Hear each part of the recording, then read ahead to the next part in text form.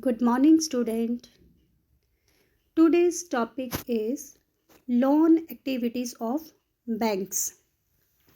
Students, firstly, the question arises, what does the bank do with the deposits that they accept from the public? Answer is, banks keep only a small proportion of their deposits as cash with themselves. For example, banks in India these days hold about 15% of their deposits as cash. Bank keep this 15% with them so that if the depositor wants to withdraw money, they can easily provide them without any problem. Depositor here means the person who makes money deposits. Rest deposited money is used by the bank to extend loans, means credit, as there is a huge demand for loans for various economic activities. In this way, banks mediate between those who have surplus funds, means depositor, and those who are in need of these funds, means borrowers.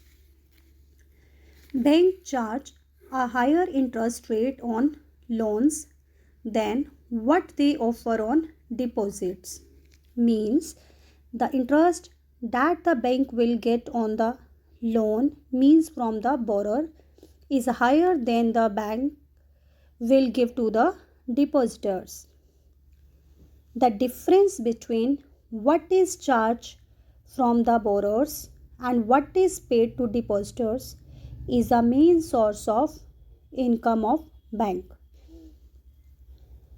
Moving towards the two different credit situations. Credit or loan refers to an agreement in which lender supplies the borrower with money, goods or services in return for the promise of future payment. Students, now we will discuss how credit played a different role in two situations. Let's take a look on story of Salim. Salim is a shoe manufacturer. He gets an order to provide 3000 shoes during festival from a big trader. Salim is a small manufacturer. He doesn't have too much money, laborers and materials, but still he accepts the order. In order to complete this order, he takes the loan in two ways. First, he buys the leather from leather supplier and make an agreement to pay the money after the sale of shoes. Secondly, he takes advance payment from the trader who gave the order to him. And finally, manufactured shoes before the time. He sold the product and earns money and gave back the borrowed money to leather supplier. He earned a big amount of money, means here credit played a positive and vital role as he earns extra money by taking loan. But see the second dimension. We will discuss one more story here, story of Swapna. She was a farmer. She grows groundnut, but to grow seeds and do other agricultural activities, she needed money. For this, she took loan from a big farmer, as she thought her harvest would help to repay the loan. But midway the season, crop was hit by pests and crop fails. She became unable to repay the loans and debts grow over year into a large amount. Next year, she again took loan for cultivation.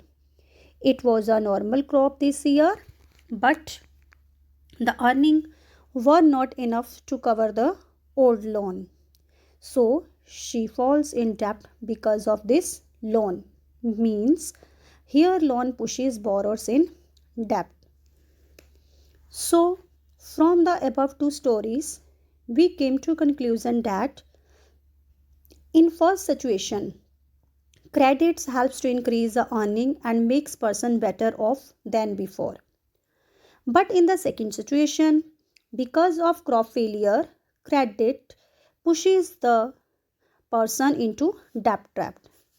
To pay her loan, she has to sell a portion of her land. So, we can conclude that whether the credit would be useful or not, it depends on the risk in the situation or whether there is some support in case of loss.